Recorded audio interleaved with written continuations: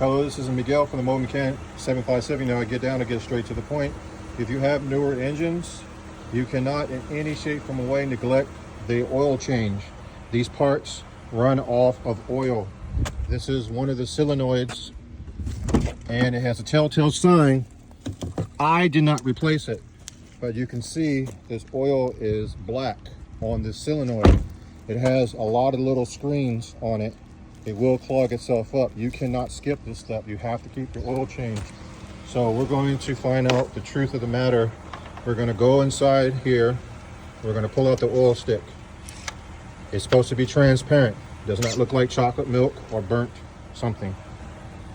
It speaks for itself. That is, you don't do this to these new cars, EcoBoost, GDIs, any of these kind of cars. The valve timing system runs off of oil. It has no tolerance for this. It has two solenoids.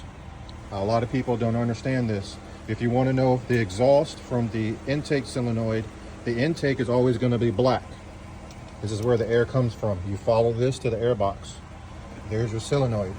Your exhaust is always going to be where the exhaust is at, which is back here, and here's the solenoid back here. So if you ever are asked which one you need, you know how to find out what it is.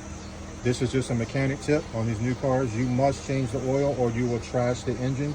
There is no getting around it. There's no cheating. There's no any kind of getting around it. If you do, I will love you because I want your money.